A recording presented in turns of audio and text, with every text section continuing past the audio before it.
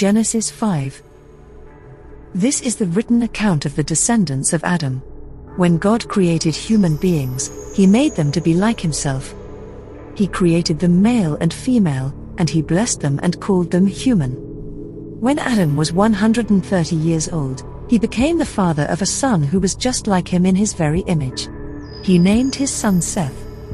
After the birth of Seth, Adam lived another 800 years, and he had other sons and daughters.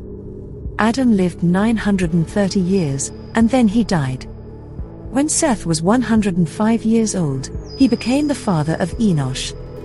After the birth of Enosh, Seth lived another 807 years, and he had other sons and daughters. Seth lived 912 years, and then he died. When Enosh was 90 years old, he became the father of Kenan. After the birth of Kenan, Enosh lived another 815 years, and he had other sons and daughters.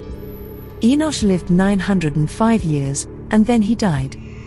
When Kenan was 70 years old, he became the father of Mahalalel.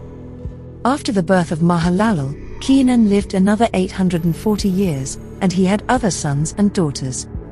Kenan lived 910 years, and then he died. When Mahalalel was 65 years old, he became the father of Jared. After the birth of Jared, Mahalalel lived another 830 years, and he had other sons and daughters. Mahalalel lived 895 years, and then he died. When Jared was 162 years old, he became the father of Enoch. After the birth of Enoch, Jared lived another 800 years, and he had other sons and daughters. Jared lived 962 years, and then he died. When Enoch was 65 years old, he became the father of Methuselah. After the birth of Methuselah, Enoch lived in close fellowship with God for another 300 years, and he had other sons and daughters. Enoch lived 365 years, walking in close fellowship with God. Then one day he disappeared, because God took him. When Methuselah was 187 years old, he became the father of Lamech. After the birth of Lamech, Methuselah lived another 782 years, and he had other sons and daughters. Methuselah lived 969 years, and then he died. When Lamech was 182 years old, he became the father of a son.